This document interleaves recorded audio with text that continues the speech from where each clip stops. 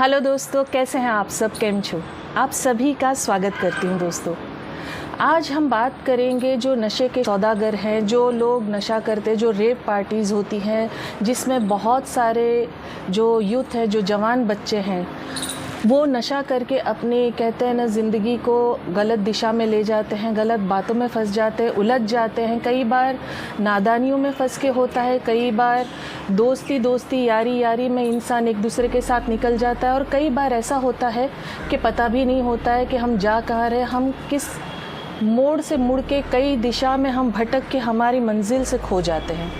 दोस्तों, ये जो रेव पार्टी जो शुरू हुई, जहाँ से भी शुरू हुई, चाहे आप गोवा बोल लीजिए, बाहर की कंट्रीज़ बोल लीजिए, कहाँ कोई भी नाम ले लीजिए,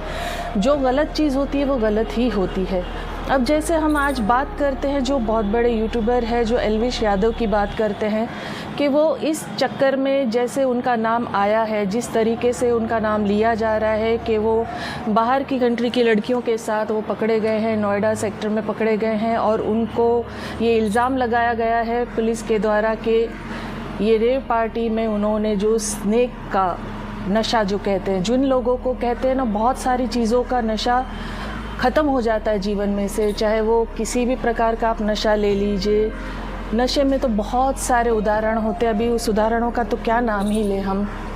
एल्विश यादव और उनके कुछ साथियों पर नोएडा पुलिस द्वारा दर्ज की गई एक एफआईआर के बारे में मैं बता रही हूँ। एल्विश यादव पर आरोप है कि वो पार्टियों में जहरीले सांप और उनके जहर सप्लाई करते थे, और सांपों का ये जहर वो काम आता है कि नशा करने के लिए ये काम आता है। अभी उत्तर प्रदेश के नोएडा पुलिस जो है एल्विश यादव की तलाश कर रही है, क्योंकि वो फ़रार है कहा जाता है, और उनके खिलाफ़ एफआईआर दर्ज हो चुकी है। और ये सारी चीज़ें जो है, एफआईआर होना या नाम जुड़ना या रेव पार्टी में नाम जुड़ना, जो रेड के द्वारा पकड़ी गई है, और जो ज़िंदा सांप पकड़े गए जिनमें 5 कोबरा सांप थे, एक रेटल स्नेक था, जो कोबरा और रेटल्स, इनके अलावा एक अजगर भी पकड़ा गया है, और जो 20 मिलीलीटर जहर बरामद किया गया है।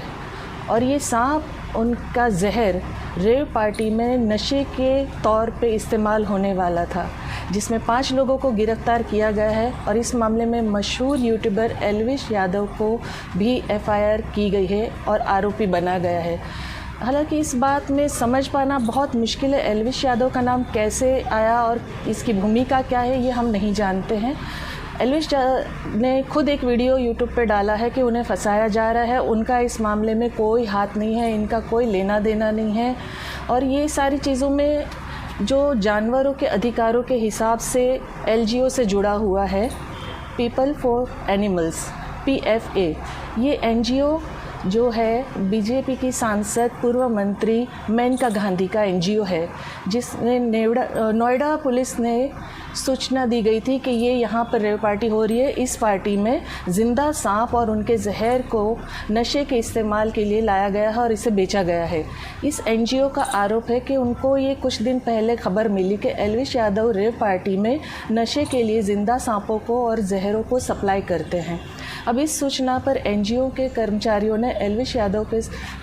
संपर्क किया और एक आम आदमी बनकर संपर्क किया कि हमें एक पार्टी करनी है और नोएडा में पार्टी करनी है, और उन्होंने इस कांटेक्ट करके ये सारी अरेंजमेंट की। अब एल्विश यादव से ये बातचीत की गई, ऐसा कहा जाता कथित तौर पर।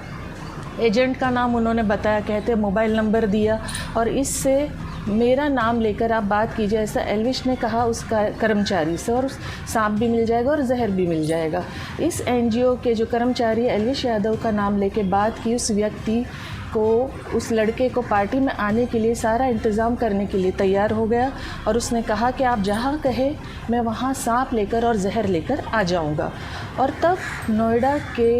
एक बैंकॉक हॉल मतलब तय किया गया, वहाँ पर कि इस जगह पर पार्टी किया जाएगा, ये जगह तय की गई, ये सारी पार्टी का इंतज़ाम किया गया, और ये मतलब सारी चीज़ें ट्रैप की गई, जाल बिछाया गया, सारी जानकारी मतलब कहते हैं ना पूरा पुख्ता करके सारी चीज़ें कर दी गई और उत्तर प्रदेश के पुलिस को बताया गया, और सारी चीज़ें फंसाने के लिए जो कहते हैं ना, सारी तरीके से पुलिस ने सारा इंतज़ाम कर लिया और सारी तरीके से गिरफ्तारी कर लीजी गई। जितने भी लोग वहाँ पर थे, 5 लोग, और जितने सारी पार्टियों के लिए इंतज़ाम किए गए थे, जो भी अरेंजमेंट था, इसमें सारा एल्विश यादव का नाम इस प्रकार से आया गया। अब हालांकि एल्विश यादव ने जो इन आरोपों को गलत बताया है, वो जो वीडियो में उन्होंने कहा है कि इसमें मेरा कोई लेना देना नहीं है, बट बात यह है कि वो कहाँ है ये किसी को पता नहीं है। वो फरार है कहा जाता है। संदेश में एल्विश यादव ने कहा कि ये सारे आरोप जो है बेबुनियाद है, सारी फेक बातें हैं, 1% भी इसमें कोई सच्चाई नहीं है। मैं पूरा सहयोग करने के लिए तैयार हूँ पुलिस के साथ, और मैं रिक्वेस्ट करूँगा प्रशासन को कि जो भी मुख्यमंत्री और सबको, कि मेरी जितनी भी 1% भी आपको वीक पॉइंट या कोई भी चीज़ में इन्वॉल्वमेंट दिखती है या मिलती है, तो मैं सारी जिम्मेदारी लेने को तैयार हूँ। प्लीज़ मेरा नाम ख़राब ना करें। ये एल्विश यादव ने यूट्यूब पर अपने ये वीडियो जारी किया है, और दूर दूर तक इसमें मेरा कोई लेना देना है ही नहीं। अब इस बात को उन्होंने अपलोड कर दिया। अपलोड करने के बाद उन्होंने इस चीज़ को सारे गवर्नमेंट के जितने भी अच्छे मुकाम पर लोग हैं और अच्छी चीज़ों पे हैं सारे लोग, उन लोगों तक ये बातें पहुंचा दी गई है। अब ये बिग बॉस 2 के OTT के विनर रह चुके हैं और ये सारी बातें उन्होंने अपने तरीके से पहुंचा दी है, लेकिन इसमें मुद्दा ये है कि सारी बातें होने के बावजूद वो इंसान, वो व्यक्ति वहाँ पर मौजूद नहीं है, और जिन लोगों से मिलना चाहिए, जिन लोगों से बात करनी चाहिए, जिन लोगों से कनेक्ट होना चाहिए, वो नहीं हो पा रहे। तो 100 बातों की ये बात होती है कि अगर आप कहते हैं ना, आप दूध के भी धुले हो, लेकिन शराब की दुकान से निकलोगे तो लोग आपको शराबी ही कहेंगे।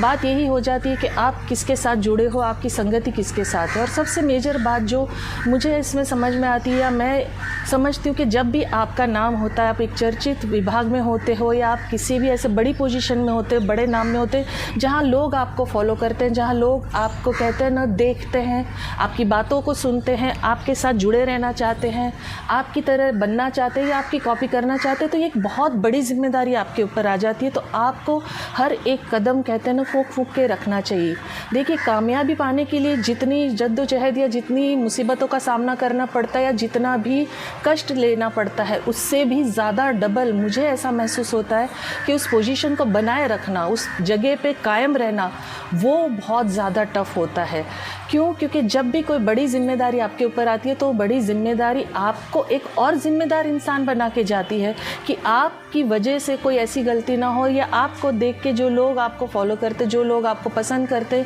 जो लोग आपकी कॉपी करना चाहते, वो लोग ये ना समझे कि नहीं, ये चीज़ करने में कोई बुराई नहीं है। तो बहुत सारे ऐसे हमारे पास्ट के हम एक्टर्स देखते हैं या एक्ट्रेसेस देखते हैं, उन लोगों ने कभी भी देखी कि कोई ऐसी इवन एडवर्टाइज़ भी नहीं की जिससे बच्चों के फ्यूचर पे या जवान जो लोग हैं उन लोगों पे कोई असर हो। आजकल हम बहुत सारी चीज़ें ऐसे देखते हैं कि लोग सोचते समझते भी नहीं है, किसी भी प्रकार के काम में कहीं भी उलझ जाते हैं, चाहे वो शराब की ऐड हो, तंबाकू की हो, नशे की हो। वो ये नहीं सोचते कि इसका असर बिकॉज आपको कोई फॉलो कर रहा है, आपको कोई पसंद कर रहा है और आप उस चीज़ को प्रमोट करते हो, तो उसमें क्या हो जाता है कि नहीं, ये हमारा बंदा या ये जिसे हम पसंद करते हैं, इसको इसमें कोई बुराई नहीं लग रही है, तो इसमें कोई बुराई नहीं है। तो जब आपके पास कोई पोजीशन आती है, जब आपका कोई नाम, इज्जत, एक कहते हैं मुकाम पर पहुंच जाते हो, तो आपको बहुत सतर्क रहना चाहिए, बहुत अलर्ट रहना चाहिए और उस पोजीशन की जिम्मेदारी को समझना चाहिए कि आपको देख के कोई बदलता है और एक इंसान नहीं बदलता है। बहुत सारे लोग बहुत सारे लोगों को पसंद करते हैं, हर किसी की अपनी अपनी एक पसंद होती है, उस पसंद के साथ वो लोग जीना चाहते हैं, उस पसंद के जैसा वो बनना चाहते हैं, उस पसंद के साथ वो रहना चाहते हैं। तो बस दोस्तों, मेरी यही गुजारिश है कि आप किसी को भी पसंद करते हो या आप किसी को भी फॉलो करते हो या आप किसी के साथ भी जुड़े रहना चाहते हो, तो उसकी अच्छाइयाँ आप लेना सीखो, ना कि बुराइयाँ। चाहे दुनिया का कोई भी इंसान हो, कोई भी मेल हो, फीमेल हो, आपके आसपास हो, आपके चॉइस में स्टार्स हो, प्लेयर्स हो, कोई भी प्रकार के कहते हैं ओहदे पे इंसान हो, लेकिन आपको ये सोचना है कि आपको जो बनना है उसमें से अच्छी चीज़ें आप चुनें, बुरी चीज़ों को साइड पे रखें। और सबसे अहम और ज़रूरी बात कि आपकी दोस्ती, आपकी संगति किसके साथ है, आप सही इंसान के साथ जुड़े हो या आप गलत इंसान के साथ जुड़े हो। कहीं ऐसा ना हो कि कोई बदनाम इंसान के साथ आप चल रहे हो और आप भी बदनाम हो जाओ।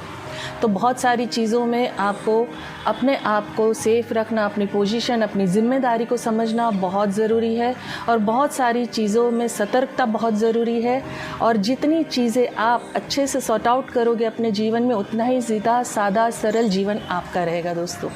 तो बस यही आपसे कहने की जो मैंने इच्छा रखी, आपके सामने मैंने ये बातें व्यक्त की कि बहुत सारे ऐसी गलत बातें, गलत नशे, गलत आदतें जीवन बर्बाद कर देती है, बहुत सारी चीज़ें आपके रास्ते भटका देती है। तो बस आप अपने आप से सबसे ज़्यादा प्यार कीजिए और अपनी मंजिल को कभी मत खोइए, कभी मत भूलिए। और अगर आपके पास वो पोजीशन आ जाती है, आप उस चीज़ को पा लेते हैं, आप उस चीज़ को हासिल कर लेते हैं, तो उसकी ज़िम्मेदारी को समझिए, उस एहसास को कभी मत खोइए कि आपको देख के किसी और के जीवन में बदलाव आता है। आपको मेरी बात अच्छी लगी, पसंद आई तो प्लीज़ लाइक, कमेंट, शेयर ज़रूर कीजिएगा। और जैसे मैं हमेशा कहती हूँ अंत में कि आप खुश रहिए, अपनों को खुश रखिए और हमेशा मुस्कुराते रहिए। Thank you very much.